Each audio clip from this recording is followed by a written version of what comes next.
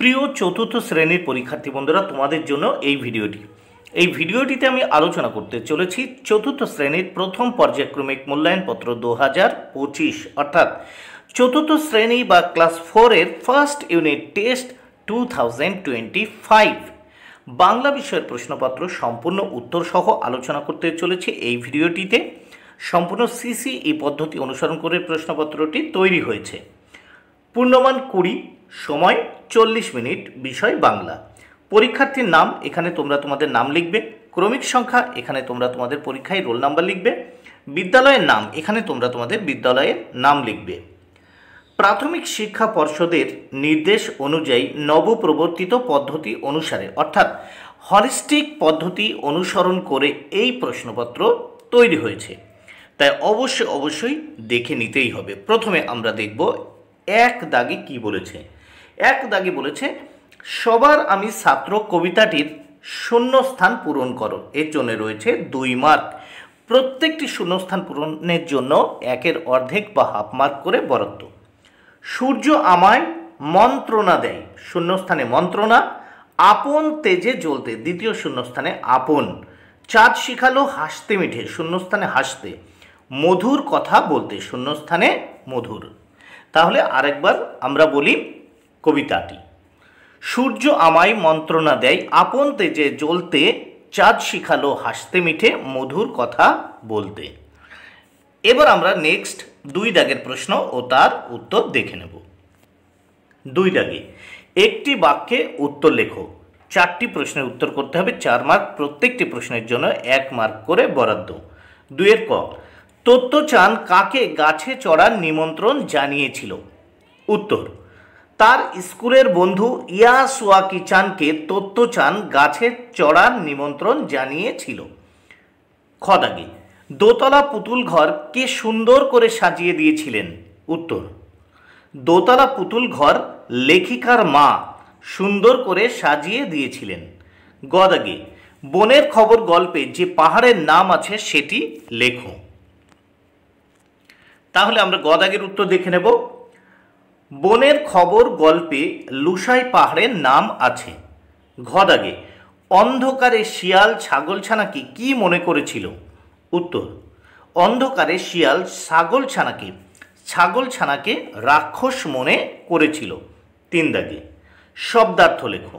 এখানে দেখো শব্দার্থের জন্য রয়েছে 4 মার্ক। 4টি শব্দার্থ করতে হবে, 4 মার্ক।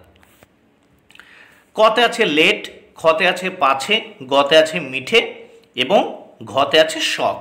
প্রথম দেখো 3-এর ক, লেট, এর অর্থ হলো দেরি।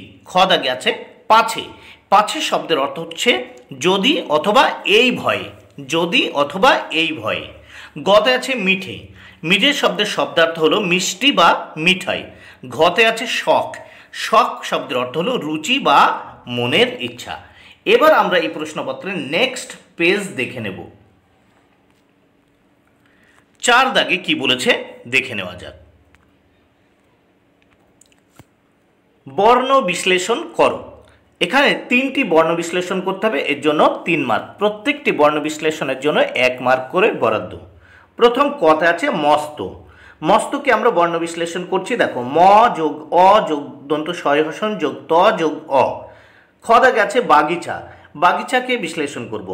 ব যোগ আ যোগ গয়হসন যোগ হস্যই যোগ চয়হসন যোগ আ, বাগিচা।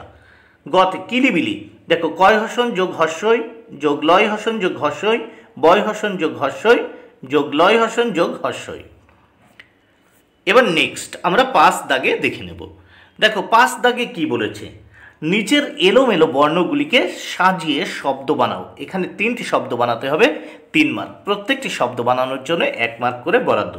প্রথম ক দাগে দেখো আছে না আছে, গ আছে, ল আছে, ছা, এইভাবে এলোমেলো বর্ণ রয়েছে।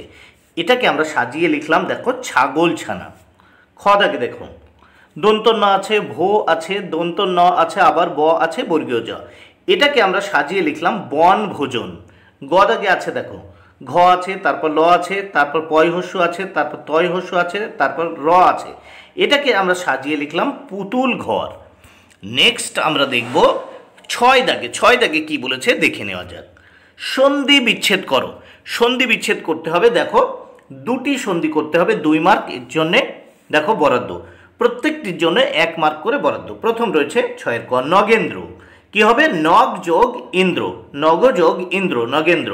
খতে আছে রত্নাকর, রত্ন যোগ আকর। 7 দাগে দেখো বাক্য রচনা করো, যে কোনো দুটি, এর জন্য রয়েছে 2 মার্ক বরাদ্দ, প্রত্যেকটি বাক্য রচনার জন্য 1 মার্ক করে বরাদ্দ রয়েছে। প্রথম 7 ক, পাগড়ি। পাগড়ি দিয়ে বাক্য রচনা। দেখো সকালবেলা বাবা মাথায় পাগড়ি পরে বাজারে গেলেন। খতে আছে মস্ত, মস্ত দিয়ে বাক্য রচনা। দেখো বাড়ির পিছনে আনন্দবাবুর মস্ত বাগান ছিল। গ দিয়ে ছুরি।